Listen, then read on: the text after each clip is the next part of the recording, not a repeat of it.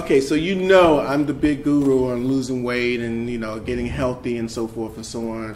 And if I could, I'd like to have all women basically look exactly the way they want, because we know that a size 2 is not normal. So Dr. MK, I'm talking Dr. MK, so everybody needs to call her Dr. MK. Talk to us about weight, healthy living, and fertility. Yes, weight is a big factor in a woman's fertility as well as general overall health. And so with every new patient that I see, we always talk about her weight. We look at a BMI table. BMI stands for body mass index, and it's a standardized way to look at a woman's or man's weight in relation to their height.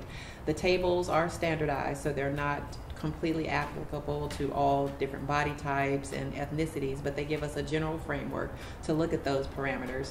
So a normal BMI by the tables is between 19 and 25. A BMI between 25 and 30 is overweight, and then obesity is when your BMI is over 30. Tell us again what BMI. So just so those people understand what I know it's body index, body mass index. But put it in simple terms. So the BMI, we just look at a woman's height and her weight, and we take that ratio, and it gives us an idea of her body composition and if she falls into an overweight or an obese category. So we have good evidence that once a woman's BMI is over 30 or she falls into the overweight category, that she has a higher risk for diabetes, heart disease, and problems with blood pressure. We also have evidence that when a woman gets pregnant with a BMI greater than 30 or in the overweight category, that she has a higher risk of pregnancy complications, including diabetes, blood pressure problems with how the baby is growing, C-section delivery. So there are risks that go along with starting a pregnancy in the overweight or obese category. And so it's important for women to have a healthy lifestyle and a healthy weight before getting pregnant to reduce some of those risks. Dr. MK, is there any position sexually that a woman could be in that will basically give them an advantage of getting pregnant? That's one question. The second one is there any position that will guarantee them a male? Because, they got the rumors out there about if you go this way, you can get a male baby. If you do that, you get a female baby. So is there any advantage in positioning sexually to get pregnant and, i.e., get a male baby? I would say no. I think there's folklore about these things. But as far as we have patients ask all the time if they need to be in a certain position during intercourse or even to stay in a certain position afterwards to increase their chances of getting pregnant. But honestly, if the uterus is normal, the sperm are functioning normally, the fallopian tubes are okay, the sperm will be able to get through that cervix and get out to the tube where an egg is waiting. Okay, tell me one other good question that we got a tweet in about anti-sperm antibodies. I think a patient had basically come in and she was told she had anti-sperm antibodies, and that's the reason why she wasn't getting pregnant.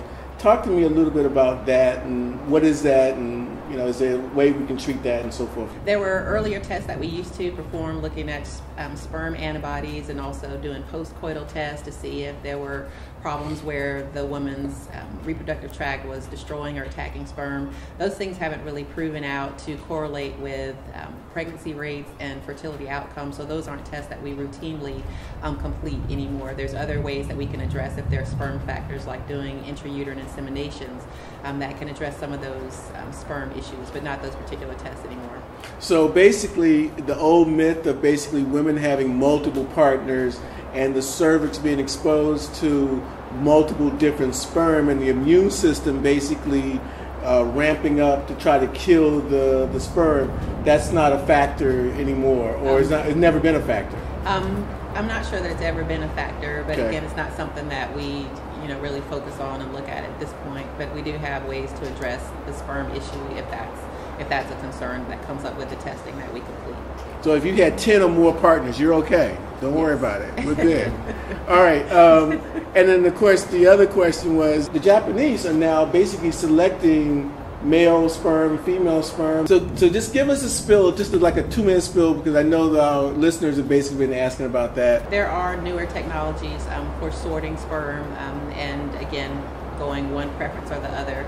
Most clinics are not doing specific sex selection of embryos and sperm and things like that. That is a technique that's useful for just kind of stratifying a little bit. If we have situations where we really want to screen and ensure that there's a male or a female child, or there are genetic reasons why we would not want a particular disease or trait passed to one gender or the other, there's more specific testing that we can do along with IVF, where we can actually biopsy and screen embryos and look for genetic conditions and ensure that we're not transferring those or propagating that disease.